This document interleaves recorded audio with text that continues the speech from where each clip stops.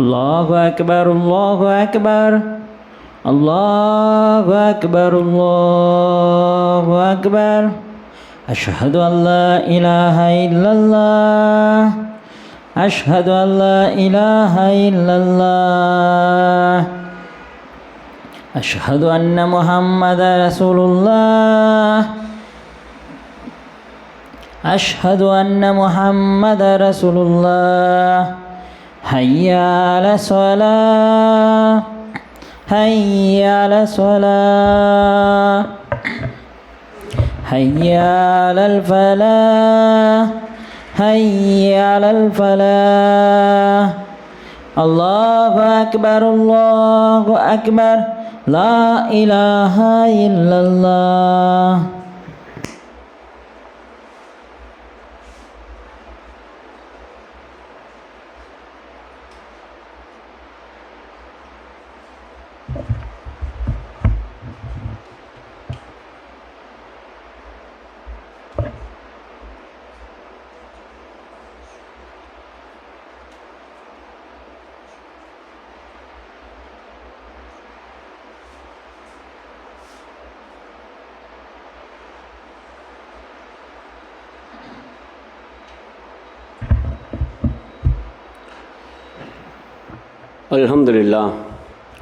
அல்ஹம்துலில்லாஹி ரப்பில் ஆலமீன் அஸ்ஸலாத்து வஸ்ஸலாமு ரசூல் கரீம் ஸல்லல்லாஹு அலைஹி வஸல்லம் கால நபியினா ஸல்லல்லாஹு அலைஹி வஸல்லம் வர்ஷனல் இன்ன ஹதீஸி கிதாபுல்லாஹ் வஹ்ஸனல் இன்ன கலிமாத்துல்லாஹ் வஹ்ஸனல் ஹைரல் ஹதி ஹதி முஹம்மதின் ஸல்லல்லாஹு அலைஹி வஸல்லம் வஷரல் உமூரி முஹதஸாத்துஹா வகுல் முஹதஸத்தின் பித்ஆ وَكُلُّ بِدْعَةٍ ضَلَالَةٍ وَكُلُّ ضَلَالَةٍ فِي النَّارِ أو كما قال نبينا صلى الله عليه وسلم اللهم ربنا رب اشرح لي صدري ويسر لي أمري واحلل عقدة من لساني يفقهوا قولي اللهم صل على محمد وعلى آل محمد كما صليت على إبراهيم وعلى آل إبراهيم إنك حميد مجيد اللهم بارك على محمد وعلى آل محمد كما باركت على إبراهيم وعلى آل إبراهيم إنك حميد مجيد والعصر إن الإنسان لفي خسر إلا الذين آمنوا وعملوا الصالحات وتواصوا بالحق وتواصوا بالصبر إن الصلاة ونسكي ومحياي ومماتي لله رب العالمين ரப்பி ஜித்னி இல்மா ஸதகல்லாஹுல் அஸீம். கண்ணியத்திற்கும் பெருமதிப்பிற்கும் உரிய எல்லாம் வல்ல அல்லாஹுவின் நல்லடியார்களே, அருமை தாய்மார்களே, சகோதர சகோதரிகளே, இன்றைய ஜும்மாவினுடைய தலைப்பாக பொறாமை மற்றும் கியாமத் நாளினுடைய நன்மைகளை பாழாக்கும் செயல்பாடுகள் என்கின்ற தலைப்பிலே பேசச் சொல்லி நிர்வாகம் நமக்கு சமர்ப்பித்திருக்கின்றது. பொறாமை என்று சொன்னாலே இது சைத்தானுடைய இப்லீஸினுடைய குணம். ஒரு மனிதன் தன்னைத்தானே அழித்து கொள்வதற்கு இந்த ஒரு எண்ணம் போதுமானது. பொறாமை என்கின்ற எண்ணம் முதலில் வந்ததே இப்லீஸ்ட்டு தான். பொறாமை என்பது வேறொன்றும் இல்லை, நான் தான் பெரியவன், நீ எனக்கு கீழே என்கின்ற அந்த எண்ணத்தினுடைய வெளிப்பாடு தான் பொறாமை. இந்த எண்ணம் யாருக்கு வரணும்னா முதல்ல அல்லாஹ்வுக்கு தான் வரணும். அவன் தான் தகுதியானவன். எல்லாமே நான் தான்டா, எனக்கு அப்புறம் தான்டா எல்லாமேன்னு சொல்வதற்கு தகுதியானவன் அல்லாஹ்வை தவிர வேறு யாரும் இல்லை. அல்லாஹ்வை தவிர வேறு யாருக்கும் அது வரக்கூடாது, குறிப்பாக மனுஷனுக்கு வரக்கூடாது. ஆனால் வந்தது மனுஷனுக்கு. யாரால் என்று சொன்னால் இப்லீஸால். ஆதம் அலைஹிஸ்ஸலாத்து வஸ்ஸலாம் அவர்களை படைத்த பின்னர் எல்லாவற்றையும் பார்த்து அல்லாஹ் சொன்னான், இப்லீஸையும் பார்த்து சொன்னான், மலக்குமார்களையும் பார்த்து சொன்னான், ஆதமுக்கு நீங்கள் சுஜூது செய்யுங்கள், சஜ்தா பண்ணுங்கள், அதாவது கட்டுப்படுங்கள். காரணம், உங்களுக்கு கற்றுக் கொடுக்காதவையெல்லாம் ஆதமுக்கு நான் கற்றுக் கொடுத்துருக்கிறேன். உலகத்தில் உள்ள எல்லா பொருள்களையும் ஆதமுக்கு கற்றுக் கொடுத்து ஜீனியஸாக நான் ஆக்கியிருக்கிறேன். என்னுடைய ஸ்பெஷல் பிரதிநிதியாக தான் மனுஷனை படைச்சிருக்கிறேன். எனவே அவருக்கு நீங்கள் என்ன செய்யுங்க, கட்டுப்படுங்க என்று சொன்ன பொழுது எல்லோரும் கட்டுப்பட்டார்கள், இப்லீஸை தவிர. இந்த சம்பவம் புதுசு இல்லை, நமக்கு பக்ரால வரும். அப்போ இப்லீஸ் மட்டும் கட்டுப்படாமல் போனால் என்ன காரணம்னு கேட்டிங்கன்னா அந்த பொறாமை தான். நான் நெருப்பால் படைக்கப்பட்டேன், நான் தான் பெரியவன், மண்ணை விட நெருப்பு தான் பெருசு, களிமண்ணில் படைக்கப்பட்ட ஒரு மனிதனுக்கு நான் சஜ்ஜா செய்வதா, கட்டுப்படுவதா கூடாது என்பதாக பொறாமை கொண்டான். மனித படைப்பை பார்த்து பொறாமை கொண்டான். அந்த ஒன்று தான் காரணம். அல்லாஹ்வால் சபிக்கப்பட்டு கியாமத் நாள் வரைக்கும் சபிக்கப்பட்டு தீய எண்ணங்களின் ஒட்டுமொத்த உருவமாக நரகத்தினுடைய வெளிப்பாடாக இப்லீஸ் இருந்து கொண்டிருக்கிறான். ஆக இப்லீஸுக்கு வந்த அந்த முதல் காரணம், இப்லீஸிடம் வந்த அந்த பொறாமை என்கின்ற தீய குணம், அதனுடைய வெளிப்பாடு தான் இன்றைக்கும் மனிதர்கள்ட்ட பார்த்துட்டு இருக்கிறோம். எந்த அளவுக்கு பொறாமை குறித்து நாம் இன்னும் ஒருபடி மேலே சொல்வதாக இருந்தால், திருமறை குர்ஆனில் எத்தனையோ வசனங்கள் அல்லாஹ் பேசுகிறான், எத்தனையோ துவாக்கள் அல்லாஹ் கற்றுத்தர்றான். எங்கிட்ட நீ கேளுன்னு சொல்லி அல்லாஹ் கற்றுத்தர்றான் மனுஷனை பார்த்து. இந்த துவாவை நான் சொல்லித்தர்றேன் துவா, அந்த துவா பார்த்து எங்கிட்ட நீ கேளு, அதிலிருந்து உன்னை நான் பாதுகாப்பு தர்றேன் என்று சொல்லி அல்லாஹ் தஆலா கற்றுத்தர்றான். அந்த துவாக்களில் ஒன்று தான் சூரா ஃபலக் 113வது அத்தியாயத்தினுடைய இறுதி வசனம், வமின் ஷர்ரி ஹாசிதின் இதா ஹசது. பொறாமைக்காரன் பொறாமை கொள்ளும் பொழுது ஏற்படும் தீங்கை விட்டும் யா அல்லாஹ் உன்னிடத்திலே நான் பாதுகாப்பு தேடுகிறேன் என்று எங்கிட்ட நீ கேளுன்னு சொல்லி அல்லாஹ் சொல்கிறான். அல்லாவே இது குறித்து பாரதூரமாக பேசி அதிலிருந்து பாதுகாப்பு தேடு என்று சொல்கிறான்னு சொன்னால் இந்த பொறாமை குறித்து விவரமாக சொல்ல வேண்டிய அவசியம் இல்லை. அந்தளவுக்கு மிக மோசமான ஒரு கேவலமான நரகத்தினுடைய படுகொலியில் உண்டு தள்ளக்கூடிய ஒரு எண்ணம் தான் இந்த பொறாமை. மனிதர்களில் ஏற்படக்கூடிய தீய எண்ணங்கள் எல்லாம் உச்சபட்சமாக இந்த பொறாமை தான் இருக்கிறது. இந்த பொறாமை என்பது ஒரு தனி நபரை மட்டுமல்ல, ஒரு குடும்பத்தை மட்டுமல்ல, ஒரு சமூகத்தை மட்டுமல்ல, மொத்த உலகத்தையும் அழிப்பதற்கு போதுமானது இந்த பொறாமை. யாரிடம் அந்த பொறாமை வருகிறதோ, பதவி உள்ளவர்களிடம், அதிகாரம் உள்ளவர்களிடம், ஆட்சி உள்ளவர்களிடம், பணபலம் உள்ளவர்களிடம், படைபலம் உள்ளவர்களிடம் இந்த பொறாமை வந்துவிட்டால் அவர்கள் நினைத்தால் இந்த மொத்த நாட்டையுமே, ஒரு நாட்டையே உலுக்கி விடலாம், ஒரு உலகத்தையே கூட என்ன செய்யலாம், கலவரங்களை தூண்டி நாசக்கேடாக்கலாம். அந்த அளவுக்கு இந்த பொறாமை என்பது மிக மோசமான ஒரு குணம். அதை நாம் இன்னைக்கு பார்த்துக்கிட்டு இருக்கிறோம். யூதர்கள் வடிவிலையும் கிறிஸ்தவர்கள் வடிவிலையும், ஏகத்துவ சித்தாந்தம் இல்லாத நாத்திகவாதிக வடிவிலையும் பார்த்துக்கிட்டு இருக்கிறோம். இந்தியாவில் ஆட்சி செய்யக்கூடிய ஆட்சியாளர்கள் வடிவிலையும் அதை நான் பார்த்துட்டு இருக்கிறோம். பொறாமையின் காரணமாக அவங்க என்னென்ன தீய விளைவுகளை பண்ணுறாங்கன்னு. அதனால தான் அல்லாஹ் சொன்னான், பொறாமைக்காரன் ஒரு பொறாமை கொள்ளும் பொழுது ஏற்படும் பாதிப்பு ஏற்படுவது உண்மைதான். பிசினஸ் ரீதியாக ஒருவன் இன்னொருவனை பார்த்து பொறாமைப்பட்டால், என்னை விட நீ பெரிய ஆளா, என்னை விட நீ பிஸ்னஸில் பெரிய சம்பாதிப்பவனா, பார்த்துட்ற இன்னைக்குன்னு சொல்லி அவன் வஞ்சமச்சான் முடிஞ்சு போச்சு. அவனை அழிப்பதற்கு, அவன் பிஸ்னஸை அழிப்பதற்கு, அவனை அழிப்பதற்கு என்ன வேண்டுமானாலும், எந்த கேவலமான வேலையை வேண்டுமானாலும் செய்வான். ஒரு நாட்டை பார்த்து பொறாமை கொள்ளக்கூடிய இன்னொரு நாட்டுக்காரன், உன் நாட்டில் வளங்கள் இருக்கிறது, அதை கொள்ளையடிப்பதற்கு நான் எத்தனிக்கிறேன், எங்கிட்ட இல்லை உங்ககிட்ட இருக்கிறது, கேட்டால் தரமாட்ட, அதனால் உன்னை நான் சும்மா விட மாட்டேன்னு ஒரு ஆட்சியாளன் நினச்சா, ஒரு அரசன் நினச்சா அந்த நாட்டின் மீது படையெடுத்து அதை துவம்சம் செய்ய முடியும். அதை வரலாறுகள் நிறைய பேசுகிறது. இதுதான் பொறாமையினுடைய விளைவு. இதுதான். இதில் இஸ்லாம் 2 வகையில் மட்டுமே நீங்கள் பொறாமை கொள்ளுங்கள் என்று இஸ்லாம் அனுமதிக்கிறது. பொறாமை என்பது எந்த காலகட்டத்திலும் எந்த சூழ்நிலையிலும் பொறாமை கொள்ளவே கூடாது. பொறாமை என்பது ஹராம். ஆனால் 2 விஷயங்களில் மட்டும் பொறாமையை இஸ்லாம் அனுமதிக்கிறது. அதில் ஒன்று, ஒருவனுக்கு ஏராளமான கல்வி அறிவு கொடுக்கப்பட்டிருக்கிறது. அந்த கல்வி அறிவை பயன்படுத்தி அவன் கல்வியை போதிக்கிறான். அதன் மூலம் மக்கள் எல்லாம் நல்ல கல்வியை பயன்பெறுகிறார்கள், மக்கள் எல்லாம் நிம்மதியாக வாழ்கிறார்கள், மார்க் அடிப்படையில் வாழ்கிறார்கள். அவனும் மார்க்கத்தை கற்றுக் கொடுத்து மக்களுக்கும் கற்றுக் கொடுக்கிறான். இப்படிப்பட்டவனை பார்த்து நீங்கள் பொறாமை கொள்ளுங்கள். எப்படிப்பட்ட பொறாமையாக இருக்க வேண்டும்? இறைவா, இவருக்கு நீ எவ்வளவு கல்வி அறிவை கொடுத்திருக்கிறாய், மார்க்க கல்வி அறிவை எவ்வளவு கொடுத்திருக்கிறாய், ஞானத்தை கொடுத்திருக்கிறாய். அதை அவர் பயன்படுத்தி மக்களையெல்லாம் நன்மைகளாக உருவாக்குகிறார், நன்மையின் பக்கம் மக்களை எல்லாம் அழைக்கிறார். இதுபோன்ற ஒரு அறிவை எனக்கும் நீ கொடு. இதில் நான் அவரை பார்த்து நான் பொறாமப்படுறேன்டாரப்பே, என்கிட்ட இல்லையேன்னு பொறாமப்படுறேன். அவர்கிட்ட இருக்கு, ஆனால் என்கிட்ட இல்லை, எனக்கு நீ கொடு. இப்படிப்பட்ட பொறாமையை நீங்கள் ஏற்படுத்துங்கள். இது கூடும். 2வது, ஒருவனுக்கு ஏராளமான செல்வங்கள் வழங்கப்பட்டிருக்கிறது. அல்லாஹ் தஆலா வரலாறு காணாத செல்வங்களை வழங்கி இருக்கிறான். அந்த செல்வங்களை அந்த மனிதன் நல்ல வழியில் செலவு செய்கிறான், அல்லாஹ்வுடைய பாதையில் செலவு செய்கிறான். ஏழைகளுக்கு இல்லை என்று சொல்லாமல் வாரி வாரி கொடுக்கிறான். கல்விக்கு, மருத்துவத்திற்குன்னு ஒன்றும் பாக்கி இல்லை, அல்லாஹ்வுடைய பாதையில் முழுவதும் செலவு செய்கிறான். இவனை பார்த்து நீங்கள் பொறாமை கொள்ளுங்கள். எப்படி? இறைவா, எங்கள் இடத்துல செல்வமே இல்லை, நான் வரிய நிலையில் இருக்கிறேன், எனக்கும் கூட ஆசை தான், ஏழைகளுக்கெல்லாம் தூக்கி தூக்கி கொடுக்கணும், மருத்துவத்துக்கு கொடுக்கணும், கல்விக்கு கொடுக்கணும், உன் பாதையில் செலவு செய்யணும்னு எனக்கும் ஆசை தான். ஆனால் என்ன பண்ணுறது, என்கிட்ட இல்லை. ஆனால் அந்த மனுஷன்ட்ட இருக்குது. உன் வழியில் அவர் பாதையில் செலவு செஞ்சு உங்கள்கிட்ட நன்மை அதிகமாக சம்பாதிக்கிறாரு. இவரை பார்த்து நான் பொறாமை கொள்கிறேன். என்னிடத்தில் செல்வம் இல்லையே, நன்மை செய்வதற்கு செல்வம் இல்லையே, ஆனால் அவரிடத்திலே இருக்கிறது என்பதாக நீங்கள் பொறாமை கொள்ளுங்கள். இந்த 2 விஷயங்கள் தவிர வேற எந்த ஒரு விஷயத்திலும் ஒரு மனிதன் பொறாமை கொண்டால் அது அவனுக்கு அவனே குழி தோண்டி புதைவதற்கு சமம். இதுதான் மார்க்கத்தினுடைய பேசிக். ஆக பொறாமை என்பது எந்த ரூபத்தில் வந்தாலும், இந்த 2ஐ தவிர, மார்க்கம் அனுமதித்த இந்த 2 விஷயங்களை தவிர வேறு எந்த ரூபத்தில் பொறாமை வந்தாலும் உண்மையான முஸ்லிம், உண்மையான மூமின் சுதாரித்துக் கொள்ள வேண்டும். தீய எண்ணங்கள் அது உருவாகும் அடிப்படையாக பொறாமை வரும்.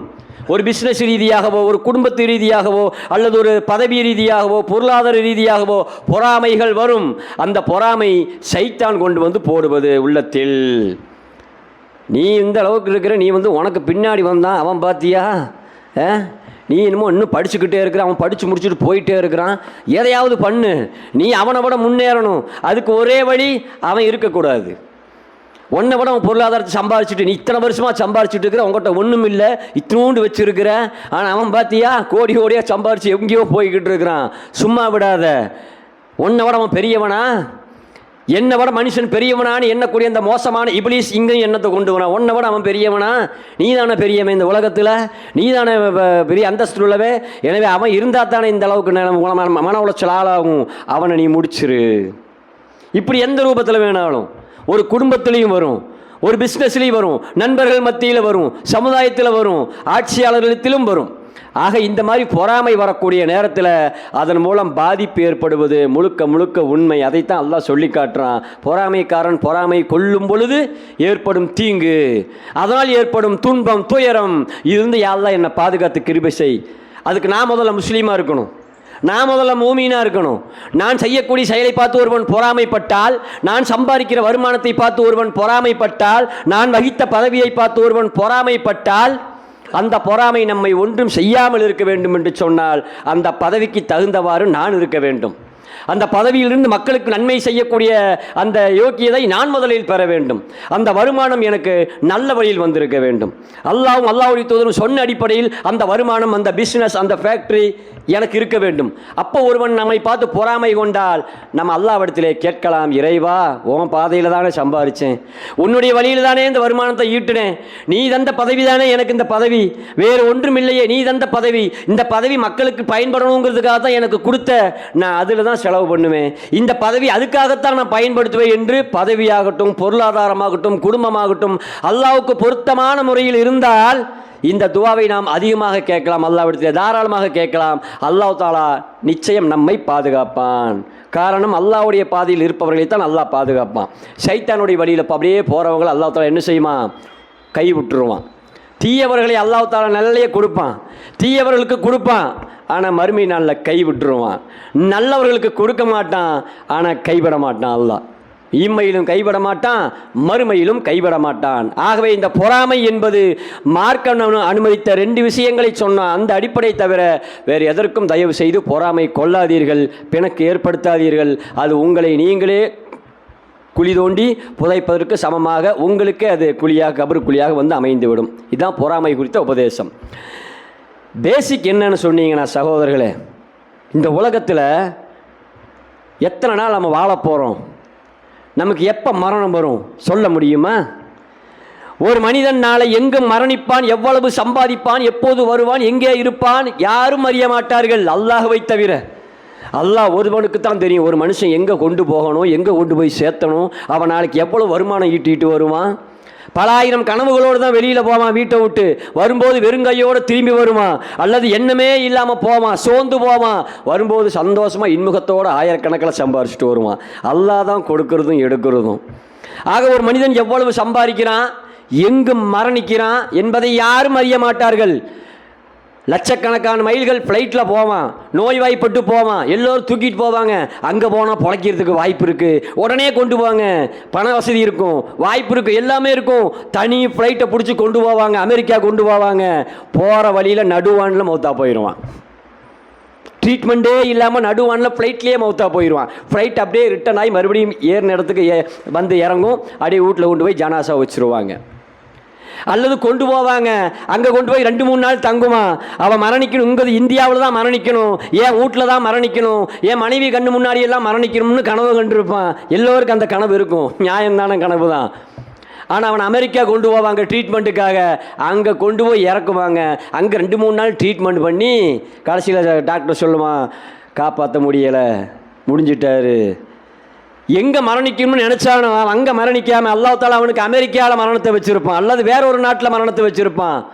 இப்படி மரணிப்பதும் சம்பாதிப்பதும் கேரண்டி இல்லாமல் எவ்வளவுன்னு தெரியாமல் மனுஷன் வாழ்ந்துக்கிட்டு இருக்கிறான். இந்த இடைப்பட்ட வாழ்க்கையில் தான் போட்டி, பொறாமை, துன்பம், துயரம், கோபம், களவு, கொலை, கொள்ளை, சுபஹானல்லாஹ், சொல்லி மாளாத துன்பங்களுக்கும் துயரங்களுக்கும் மனிதன் ஆட்பட்டு கொண்டு இருக்கிறான். சகோதரர்களே, இப்படி எவ்வளவு சம்பாதிச்சாலும் எவ்வளவு நம்ம பதவி வகிச்சாலும் என்றைக்காவது ஒரு நாள் ஐநமா தக்குனு யுதிரிக்குமுல் மௌத்து குல்லு நப்சின் தாஹிக்கத்துல் மௌத்து, ஒவ்வொரு ஆத்மாவும் மரணத்தை சுவைத்தே தீர வேண்டும் என்ற அந்த எண்ணம் முஸ்லீம்களுக்கு கூட இன்னைக்கு வருவதில்லை. முஸ்லீம்ங்கிற போர்வையில் மைக்கை பிடிச்சி என்ன பண்ணாமா பேசுகிறாங்க. அரசியல்வாதிகள் முஸ்லீம்கள் என்கின்ற போர்வையில் அரசியலுக்குள்ள நுழைஞ்ச உடனே சைத்தம் மொத்தமாக அவங்க மேலே ஏறி உட்கார்ந்துடுறான். என்ன பேசுன்னு வரமுறை தெரியல, தொப்பியை கம்திக்கிறாங்க தலையில். நான் ஒரு முஸ்லீம் சமுதாய பாதுகாவலன்னு தங்களை காட்டிக்கொள்கிறார்கள். ஆனால் பேச்சுக்களை பார்த்தா இப்லீஸ் மொத்தமாக உட்காந்து பேசுகிறான். இப்லீஸ் அவங்க மேலே மொத்தமாக ஏறி உட்காந்து பேசுகிறான். உலகமே காரி துப்புகிறது, உலகமே அவரை பார்த்து கைகொட்டி சிரிக்கிறது. நீ எல்லாம் ஒரு மனிதனா, நீ என்ன ஒரு முஸ்லீமா என்று துப்புகிறது. எவ்வளோ பெரிய கேவலங்கள் பார்த்தீர்களா? இதுதான் மனிதனுடைய புத்தி. எங்கே இருக்கிறோம், எப்படி இருக்கிறோம், யார் தந்தது, என்ன பேசுகிறோம் ஒன்றும் தெரியலை. எதுமோ சகட்டு மேனிக்கு பேசுகிறாங்க. அதனால் கேவலத்து மேல் கேவலத்தை சம்பாதித்து கொண்டிருக்கிறார்கள். இதே நிலை தொடர்ந்தால் குல்லு நப்சின் தாஹிக்கத்துல் மௌத், பேசுபவர்கள் மரணிக்கின்ற நேரத்தில் நச்சு பார்க்கிறோம். பேசுபவர்கள் மட்டுமல்ல, கேட்பவர்களும் யாராக இருந்தாலும் நமக்குன்னு ஒரு நேரம் வருகிறது, நமக்குன்னு ஒரு இறுதி கட்டம் வருகிறது. கிளைமேக்ஸ் சொல்லுவாங்கள்ல, கிளைமேக்ஸ் கடைசி கட்டம். கிளைமேக்ஸ்ன்னு சொன்ன உடனே நம்ம சிந்தனையில் வேறு பக்கம் போயிடும். நம்ம ஒரு காலத்தில் சினிமாவெல்லாம் பார்த்துக்கிட்டு இருந்தோம். என்ன இவர் சினிமாவை பற்றியெல்லாம் பேசுவாருன்னு தப்பாக நினச்சிக்காதீங்க. கிளைமேக்ஸ் என்பது ஆங்கில வார்த்தை, அவ்வளவுதான்.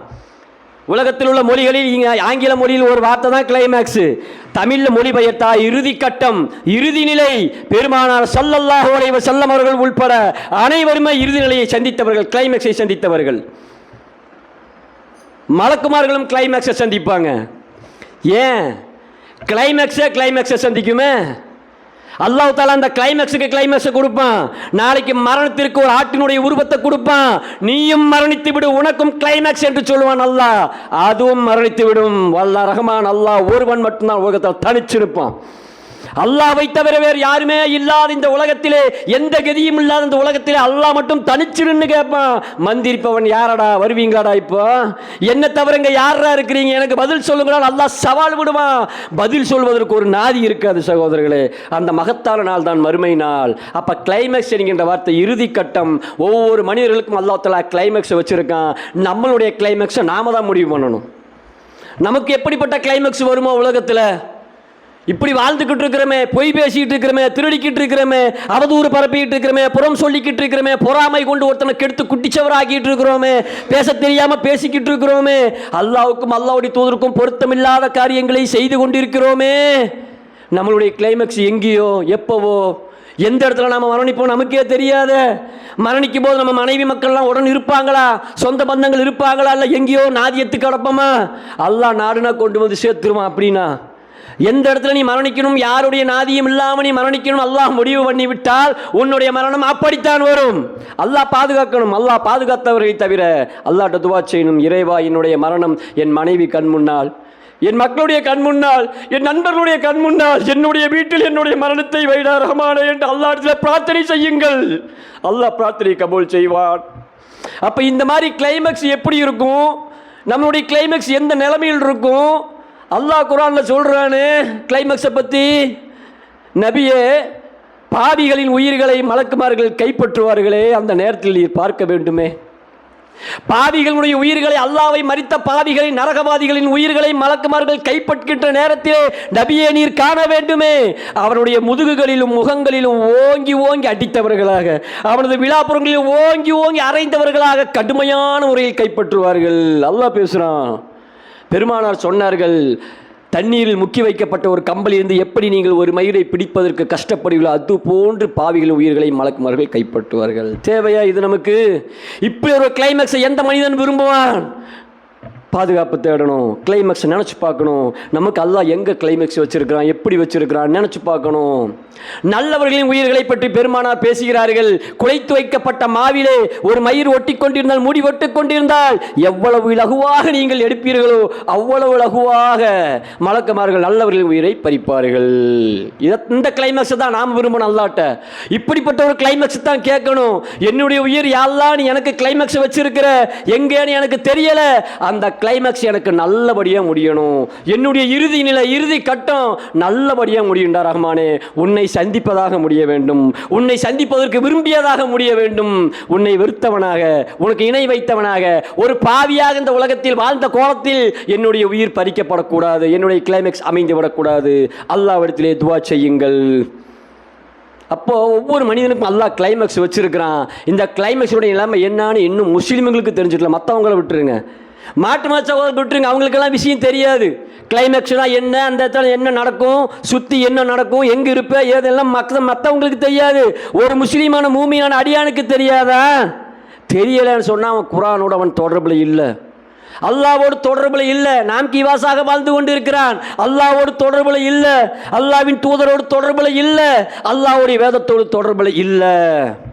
இப்படி இல்லாதவர்களுக்கு கிளைமேக்ஸ் ரொம்ப மோசமாக அமையும், ரொம்ப படுபயங்கரமாக அமையும். அல்லாஹ் பாதுகாத்தவர்களை தவிர. எனவே பொறாமை கொள்ளக்கூடாது. பொறாமையின் தீய விளைவினால் பல எண்ணங்கள் சிதறும், பல கேவலங்கள் உருவாகும், நம்மை நாமே அழித்து கொண்டு நரகத்திற்கு போவதற்கு வழிவகுத்துவிடும். எனவே பொறாமை விட்டும் நாம் நம்மிடத்தில் அல்லாஹ்விடத்திலே பாதுகாப்பு தேடி நம்மளுடைய கிளைமேக்ஸ், அடிப்படை காரணமே கிளைமேக்ஸ் தான். இந்த பொறாமையின் காரணமாக வரக்கூடிய எந்த ஒரு செயல்பாடும் கிளைமேக்ஸை மோசமாக அமைச்சிரும்.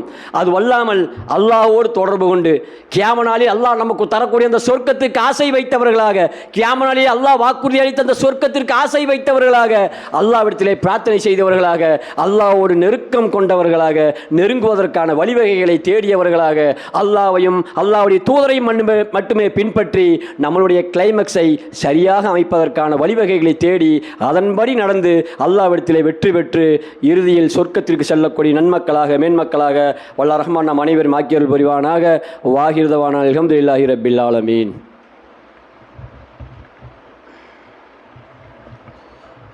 அல்ஹம்துலில்லாஹி ரப்பில் ஆலமீன். அஸ்ஸலாத்து வஸ்ஸலாமு ரசூல் கரீம் ஸல்லல்லாஹு அலைஹி வஸல்லம். கண்ணியத்திற்குரிய அருமை சகோதரர்களே, இந்த உலகத்திலே ஒரு மனிதனாக பிறந்து அல்லாஹ் நாடிய அளவிற்கு நாம் இந்த உலகத்திலே துனியாவிலே வாழ்ந்து கொண்டிருக்கிறோம். அந்த நேரத்தில் நம்ம செவிகளை நோக்கி ஏராளமான வார்த்தைகள் நமக்கு வரும். தீய வார்த்தைகளும் வரும், நல்ல வார்த்தைகளும் வரும், உபதேசங்களும் வரும், தீய பேச்சுக்களும் நம் காதை நோக்கி வரும். இதையெல்லாம் அனுபவித்து தான் வாழ்ந்து கொண்டிருக்கின்றோம். அந்த நேரத்திலே அல்லாவை பற்றி தெரிந்து கொண்ட நாம், ஈமான் கொண்ட நாம், அல்லாவின் தூதரை பற்றி, வேதத்தை பற்றி, மற்ற விஷயங்களை பற்றி இஸ்லாமியனாக இருந்து தெரிந்து கொண்ட நாம் அதை சரியான முறையில் பிடித்து கொண்டால் மட்டும்தான் நம்ம கிளைமேக்ஸ் நல்லா அமையும். இல்லைன்னு சொன்னால் யாருடைய மகனாக இருந்தாலும் சரி, அல்லாவிடம் தொடர்பு இல்லை என்று சொன்னால், அல்லாவுடைய உபதேசங்கள் புறக்கணிக்கப்பட்டால், அல்லாவுடைய உபதேசங்களை புறக்கணிப்பவர்களாக இருந்தால் கிளைமேக்ஸ் ரொம்ப மோசமாக அமையும். அதைத்தான் அல்லாஹ் தஆலா சூரா அலாவில் சொல்கிறான், ஃபதக்கிரின் நஃபத திக்ரா. நபியை நீங்கள் உபதேசம் செய்யுங்கள், மக்களை நோக்கி நீங்கள் உபதேசம் செய்யுங்கள், அல்லாஹ்வாகிய என்னை பற்றி சொல்லுங்கள், திருமறை குர்ஆனை பற்றி சொல்லுங்கள், சொர்க்கத்தை பற்றி சொல்லுங்கள், நரகத்தை பற்றி எச்சரிக்கை செய்யுங்கள். நபியே நீங்கள் உபதேசம் செய்யுங்கள். ஃபதக்கிரின் நஃபத திக்ரா சயதக்கரு மையக்ஸா. அல்லாஹ்வினிடம் தூய உள்ளத்தோடு வருபவன் அதை செவியேற்பான். யார் அல்லாஹ்வின் மீது அச்சம் கொண்டானோ, அல்லாஹ்வை பற்றி தெரிந்து கொண்டு, தூதரை பற்றி தெரிந்து கொண்டு, மறுமையை பற்றி தெரிந்து கொண்டு அதன் பால் மீளுகிறானோ அவன் நன்மை அடைவான். சயதக்கரு மையக்ஸா வயத்தஜன்னபுல் அஸ்கா. துர்பாக்கியசாலி அதிலிருந்து விலகிக் கொள்வான். நஷ்டமடைந்தவன் அதிலிருந்து விலகிக் கொள்வான். அல்லாஹ்வை பற்றி பேசும்பொழுது, தூதரை பற்றி பேசும்பொழுது, சொர்க்கத்தை பேசும்பொழுது, நரகத்தை பேசும்பொழுது இந்த காதலை வாங்கி அந்த காதலை விட்டுட்டு அசட்டையாக செல்கிறானே, இந்த உலகத்தோடு உலகமா ஒன்றி போகிறானே, அப்படிப்பட்ட துர்பாக்கியசாலி அதிலிருந்து விலகிக் கொள்வான். அல்லாஹ் பேசுகிறான். இப்போ நாம் எங்கே இருக்கிறோம் பார்க்கணும். அல்லாஹ்வின் அச்சத்தோடு இருக்கிறோமா? இறை அச்சத்தோடு அந்த உபதேசத்தை கேட்டவர்களாக இருக்கிறோமா? நம்மளுடைய கிளைமேக்ஸை நல்லபடி அமைத்து கொண்டவர்களாக இருக்கிறோமா? அல்லது துர்பாக்கியசாலி லிஸ்ட்டில் நாம் சேர்ந்திருக்கிறோமா? நம்மை நாமே பரிசோதித்துக் கொள்ள வேண்டும். அல்லாஹ் பாதுகாத்தவர்களை தவிர சகோதரர்களே, இப்படி 3 கிளைமேக்ஸ்கள் அல்லாஹ் திருமறை குர்ஆனில் பேசுகிறான். எத்தனையோ கிளைமேக்ஸ்களை பேசுகிறான், ஏராளமான கிளைமேக்ஸ்கள் அல்லாஹ் பேசுகிறான். 3 கிளைமேக்ஸ்கள் தெளிவான கிளைமேக்ஸ்கள். ஒன்று, நூஹ் நபியினுடைய மகன் பற்றிய வரலாறு. நூஹ் நபியினுடைய சரித்திரத்தை அல்லாஹ் பேசுகிறான். சூரா ஹூத் 11 அத்தியாயம் சூரா ஹூதிலே நூஹ் அலைஹிஸ்ஸலாத்து வஸலாம் அவர்கள் பிரச்சாரம் செய்த விஷயங்களையும் மக்கள் அவர்களுக்கு கொடுத்த பதில் பட்ட விஷயங்களையும் அல்லாஹ் பேசுகிறான். அதில் ஹூத் என்கின்ற அத்தியாயத்தினுடைய வசனம் 1, 43வது வசனம், 11 அத்தியாயம் 43வது வசனத்தில் அல்லாஹ் பேசுகிறான். நூஹ் அலைஹிஸ்ஸலாத்து வஸலாம்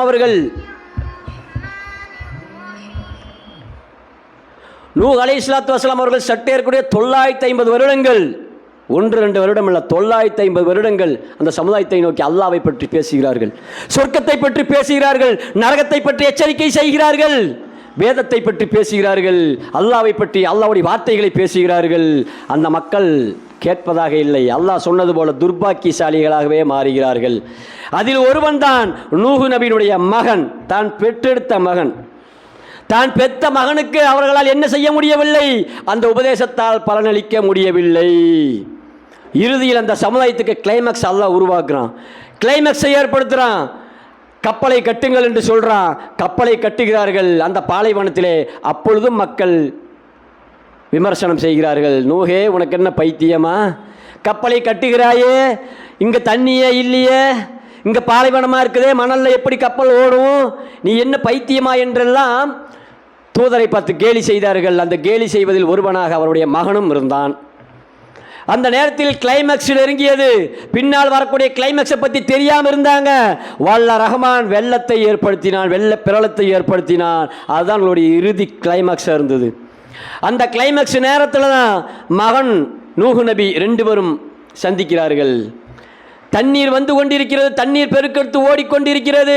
நூஹ் அலைஹிஸ்ஸலாத்து வஸலாம் அவர்கள் இறுதி கட்டத்தில் இந்த கிளைமேக்ஸில் மகனை பார்த்து சொல்கிறார்கள், மகனே என்னோடு வந்துவிடு, மகனே என்னோடு வந்துவிடு, சொர்க்கத்துக்கு போயிடலாம், என்னோடு வந்துவிடு, அல்லாஹ்வை ஏற்றுக்கொள், என்னோடு வந்துவிடு என்று கெஞ்சுகிறார்கள், கதறுகிறார்கள். ஒரு தூதர் 950 வருடங்கள் அல்லாஹ்வை பற்றி மக்களிடத்திலே பேசிய தூதர், மகனிடத்திலே பேசிய தூதர்.